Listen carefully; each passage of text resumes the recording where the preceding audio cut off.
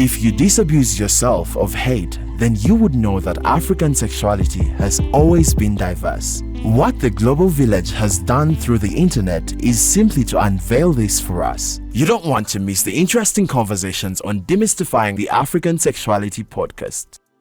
The DAS Podcast. Still on episode 2 of the DAS or the DAS podcast. We are talking about color beliefs and sexuality, challenging stereotypes and changing narratives. Now we have SK and Mr. Richard over here, and we are continuing with the conversation. So, to the both of you, how have stereotypes and prejudice based on color impacted your lives at any moment that you recall? Let me go first, because I personally have been a victim for that, simply because of, even it's very myopic that even in the within ourselves as fellow LGBT community, there are certain people still who impose prejudice in different aspects that we'll probably try to dive into. So in most cases, people think it is quite simple for people to relate, simply because they come from the different communities. But within themselves, we need to also expound broadly about people's biases and attitudes towards, this whole the colors, because I personally, I come from a strong Muslim family, whereby first of all, I was judged by my own siblings. Actually, some of them never wanted to move with me. When they call me, they want to just see you directly, because they would think, you're gonna make them look or appear in a certain way in the public. Exactly. Yeah. And since we still have a reputation to make at the mosque, even where we come from, my dad, he's very well known. So doing certain things because of choice, there is a way how it infringes people in certain ways, actually. For example, it still comes back. For example, my dad was given reviews. My mom, those people were shy about somesange edini ngauchali bana bato. So about somesange edini, now they are saying us when we are grown, and then we're doing contrary what they taught us. So it still comes back to us. But me, this is what I want. I feel like, even when I take too much time when I'm not teaching my hair, I feel like, this is not who I am. Like, what the fuck is wrong with me? Forgive my language, sorry. But certain things come because of choice, and we need to also accept the fact that they feel that way. We even have to also implore certain times, why are they even bureaucratic? Why are they even biased about our own choices? For some reason that different people, they do not know about. So there is also that time of taking criticism. It's feedback here. But which type of feedback are you getting also at the end of that day? Because there is negative feedback, but also positive feedback. So what I personally, because it has impacted on my life, it has limited some different movements of me, for example, because it looks like people do not understand me, with it. One time I was contracted to work I'm a rapporteur, so I was contracted to write minutes or take down notes for Ministry of Health. They were in a workshop, but first of all, I went with my hair, and this is a government institution that they're working for. So the prejudice starts from that gate, because you're acting contrary their values, perhaps, as an institution, but also they are themselves.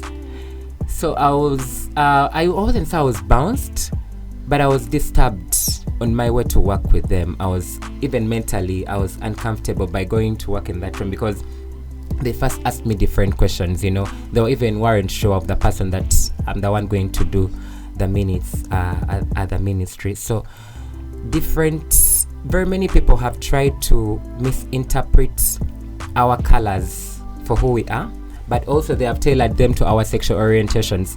Just like Richard said, for example, in the African traditional society, the boys were regarded to love blue as a color. But no, not traditional African societies. Traditionally, we did not put color to gender.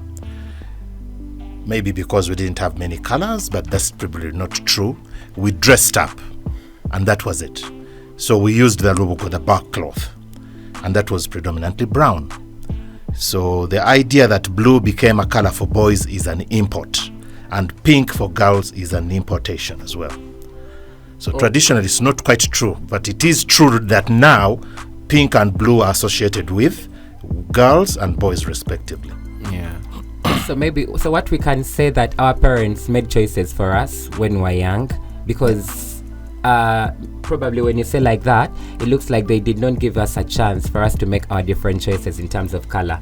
For example, it's quite different and very myopic, whereby there you can find girls who love men perfume, and you can find also those boys who love that high scent of perfume. But it doesn't take away the fact that they are gay simply because they want something that is more attractive or something.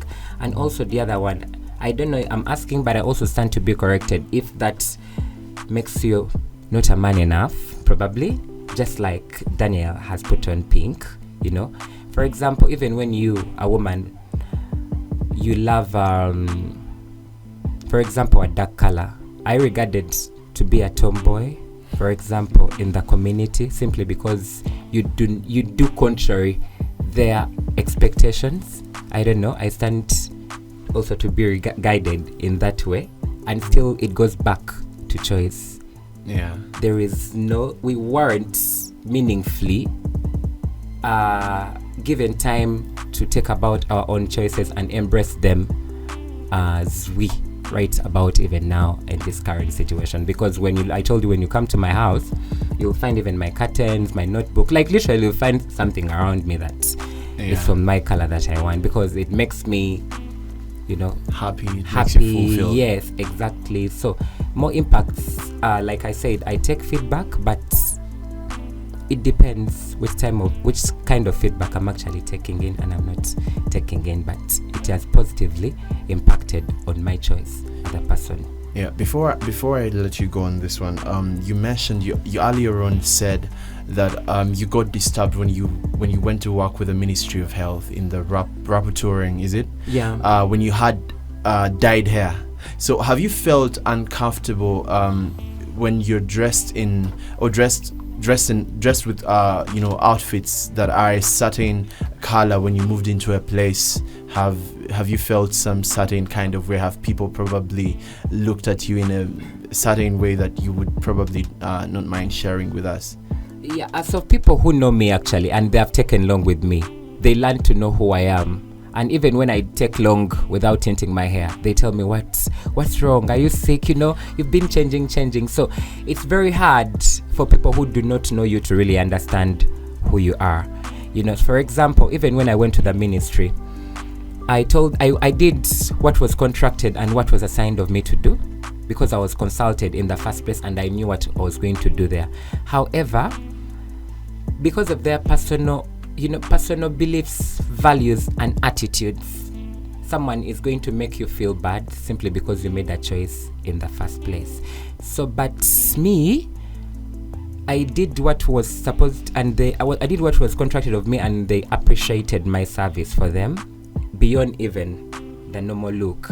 So the guy sat me down and told me, I know you're a young person, you love doing what you're doing because the work, we really appreciate it and would love to work with you for further engagements. However, are you willing, whenever I would assign you, could you come dress legit, probably don't put on jeans, put on a tie, suit up and all that. And I told him, because the person that was working with them previously was that kind of image, so I told him, since I was only filling in a gap for someone, so it's okay for you to continue working with those people, because this is who I am and this is me. I'm not going to cut off my hair because I'm coming to work with you. For how long am I going to be doing that? So of course, it was uncomfortable decision for them to adopt, but slowly and steadily, they started adopting who I am, and they're okay with me, and, so it depends even on the people. Yeah. Prejudice always comes in within for people for like a short term, but people always get to know who you are within a long term. Sorry. All right. We need to hear from you, Mr. Richard, about the stereotypes and prejudices based on color, how they've impacted your life, and at any moment that you would recall and probably want to share. Maybe not impacted me personally, but I see where people are coming from, because change takes time. If you throw it in somebody's face and this is who I am, this is take it or leave it, it is tough, because we have to consistently try and change minds. If I am the one who has given you the job and I'm expecting you to come dressed in a certain way, and you show up dressed with peroxide hair and I don't know what else. For the longest time, I had issues with dreadlocks. For the longest time. It has taken me a bit of time, and now it doesn't bother me as much, especially if I think they are clean and you are well groomed otherwise. But I'm still troubled if I invite you for a formal event like rapporteuring and you show up with peroxide hair. I'm thinking, what exactly is this person trying to... What is the message this person is trying to put out there? I was just thinking... This is illiterate. I mean, I wouldn't tell him that, but in my mind I'm thinking, I don't want to be associated with this person, because look at, he looks like a clown. So, yes, I'm prejudiced, but I'm not going to say it, but I'm going to be judging him. Obviously, mentally, I'm thinking, no, I don't want to. So even if I invite you to an event and it is a formal event and there's a dress code of some sort, and then you come wearing hot pink shoes, this, that, and the other, and I'm thinking, okay, but this was supposed to be maybe an event. Let's look at something like a Kwanjula. When you come wearing pink shoes, pink pants, pink suit, pink hair, it just doesn't seem the event that... I will say nothing because I have to be polite. So nobody's going to... But I will be judging you. So we have to keep the balance. People will think what they think, and that is okay.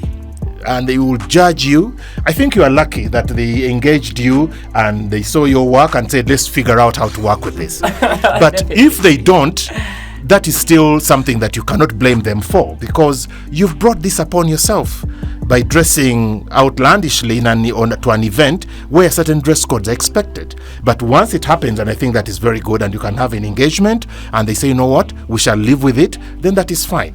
But ultimately, in my view, don't be surprised if people are surprised by how you look.